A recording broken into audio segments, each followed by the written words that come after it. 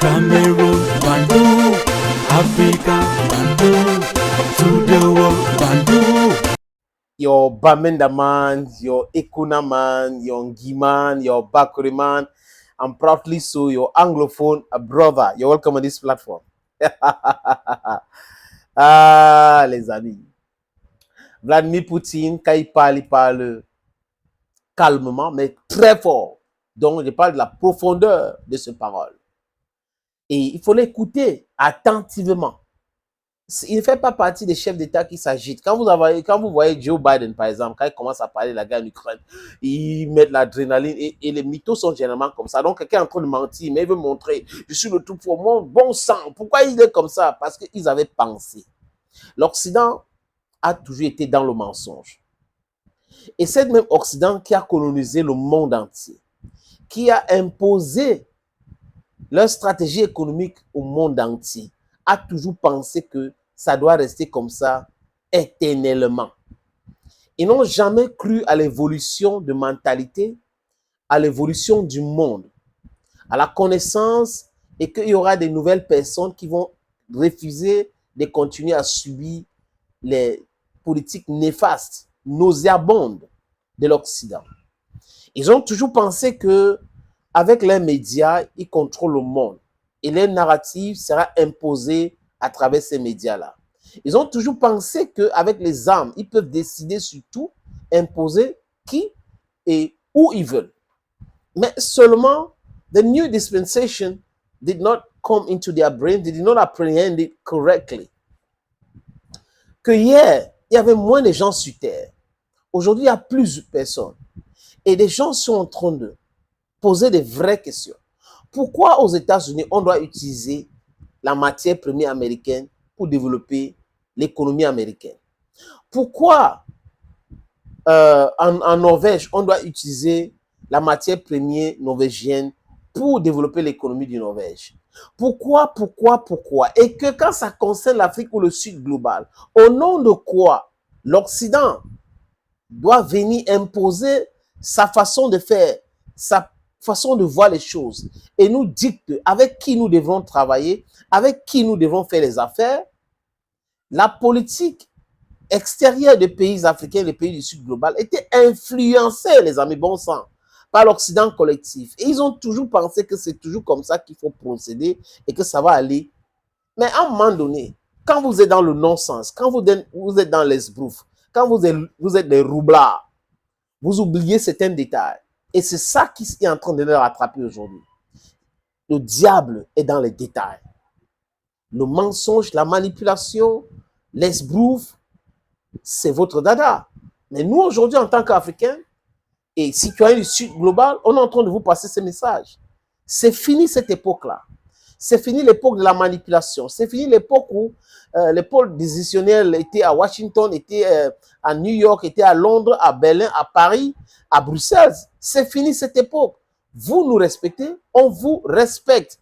Jeunes Africains, les aînés, ceux qui sont un peu naïfs, réveillez-vous. Nous avons le droit de vivre dignement. Nous avons le droit de transformer nos matières premières. Nous avons le droit de faire des affaires avec qui nous voulons. Personne ne doit nous dicter avec qui travailler. Ça s'appelle l'interférence. Et c'est inacceptable. Inacceptable. Et ce que la Russie est en train de faire avec la guerre en Ukraine, du moins, la guerre en Ukraine a aidé beaucoup de personnes dans le monde, surtout le Sud global, à comprendre la réalité de ces choses-là. Et aujourd'hui, les choses sont en train de changer. Les Occidentaux ne s'attendaient pas à ces changements drastiques. Oui, ils ont essayé. La France a utilisé les influenceurs. La France a convoqué certains jeunes Africains de la société civile, entre guillemets, pour essayer à Montpellier de raconter des boubas et autres. Mais ça n'a pas réussi. Ça n'a pas réussi parce qu'ils sont dans le mensonge. Quand vous êtes dans le mensonge, ça ne prospère jamais. C'est comme l'injustice.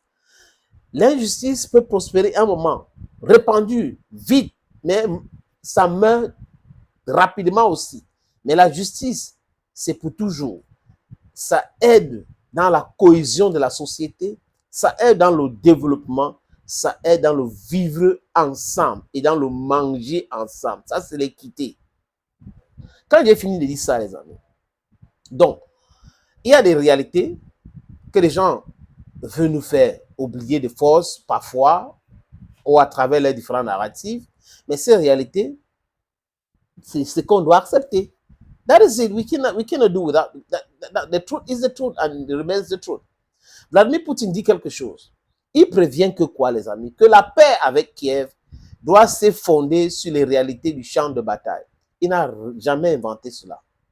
Quand il y a la guerre et qu'on parle de négociation, on négocie sur la base de résultats sur le terrain. Sa partie est là. Vous pouvez citer que tous les exemples du monde entier, surtout quand ça concerne les Occidentaux, parce que l'Europe, c'est le continent le plus brutal. Je répète encore, l'Europe, c'est le continent le plus brutal. Toutes les guerres les plus brutales ont eu lieu sur le sol européen. Ce n'est pas moi qui le dis. Je suis aussi soutenu par Nicolas Sarkozy, l'un des plus grands criminels du point de vue de l'Africain, à ce qui concerne la Libye et la Côte d'Ivoire. Lui, il a dit dans une commission à l'Assemblée nationale de la France, quand on parle de la guerre, le retour de la guerre en Europe, il dit c'est pas vrai. La guerre a été toujours là. Les Européens ont toujours brillé par la brutalité inouïe, hein, dans les guerres et autres. Et l'Europe, pour lui, c'est un continent brutal. Nicolas Sarkozy a dit, it's on record. Les archives sont là. Chacun peut aller consulter, aller sur les moteurs de recherche, des amis. Vous allez voir les déclarations de Nicolas Sarkozy. Première guerre dite mondiale, deuxième guerre dite mondiale, Kosovo, Yougoslavie, en Serbie, on peut citer quoi, laisser quoi, l'Afghanistan, l'Irak, la Libye. Ce sont les Européens qui ont mené ces différentes guerres que je viens de citer là, les amis. Ce n'est pas un autre continent. C'est bel et bien les Européens qui ont mené ces guerres. Donc, ils sont des gens vraiment brutaux. Maintenant, Poutine dit ce que tout le monde sait, c'est un secret de polichinelle. Donc, en fait, il est en train de passer un message. Ne pensez pas que après la guerre, vous allez venir nous expliquer ce que vous expliquez toujours. Non, bon, il faut laisser ça, vraiment, on va faire. C'est sur la base, j'ai dit encore, sur la base de la réalité du champ de bataille. Donc, c'est clair pour Poutine que les territoires déjà annexés ne font plus partie des négociations. Il faut oublier cela. Il ne fallait pas arriver à ce niveau-là. Il y a de cela 3 ans.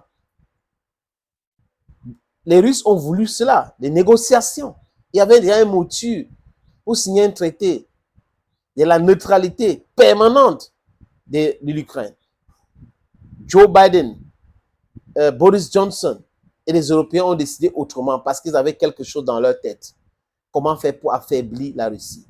Et ils se sont trompés lamentablement, surtout les services secrets dans leur pays se sont trompés lamentablement. Et là, c'est leur tasse de thé, hein, les amis. Thank you, friends, and bye-bye for now. You're watching People Talk, platform, and I would like to support you. We're happy while you're watching every day. Bye-bye.